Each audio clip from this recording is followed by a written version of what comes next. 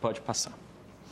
E os titulares dos direitos autorais, os músicos, os compositores, os intérpretes, na nossa opinião, também são bastante prejudicados. Essa não é uma relação direta e evidente, porque, em geral, as pessoas falam, bom, se cobra um preço abusivo para se distribuir aos autores, esses autores estão sendo beneficiados pelo cartel.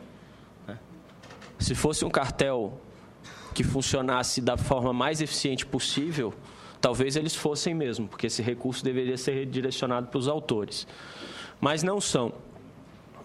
Porque a fixação de valores não é baseada em critérios razoáveis, o que gera uma proliferação de ações judiciais e adiamento do pagamento em consequência disso.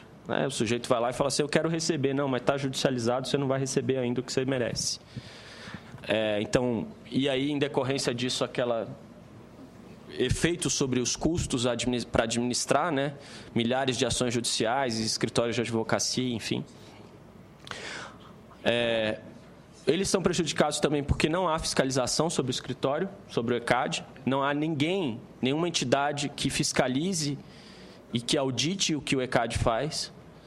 Os mecanismos não são transparentes e não são precisos, como eu mencionei, por amostragem de aferição da execução das obras e um sistema linear de cobrança. Então, por conta disso, artistas em começo de carreira recebem pouco ou nada, são mais dependentes, e são aqueles que são mais dependentes dos meios de transmissão para a divulgação de sua obra, ou seja, são os que mais dependem. Um artista famoso, ele recebe com shows, ele recebe com venda de disco. Um artista menos famoso, ele depende da música tocar na rádio, ele receber por isso, mais do que os outros. Os artistas de menor renome recebem relativamente menos, pela mesma quantidade de execução, quando comparados aos de maior renome. Alguns artistas são financiados pelos demais, o que gera distorções no sistema como um todo. Então, além disso, se a gente fosse pensar ainda em política cultural, a gente perde em diversidade cultural no Brasil. Pode passar, por favor. Conclusões da SDE, acho que esse é o penúltimo slide. O ECAD é a única entidade de gestão coletiva de direitos autorais do mundo que não sofre nenhum tipo de fiscalização.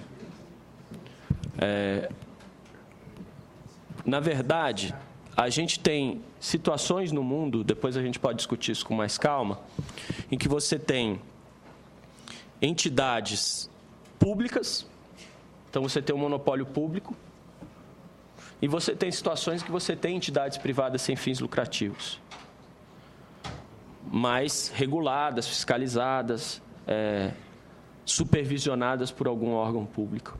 E onde você não tem, você tem um debate intenso, como em Portugal, por exemplo, sobre a mudança da lei de direito autoral. E em Portugal, hoje, já existe uma entidade de fiscalização, por exemplo. Ou você tem um regime de livre competição. Por exemplo, nos Estados Unidos. Nos Estados Unidos, a gente tem 3 ECADs.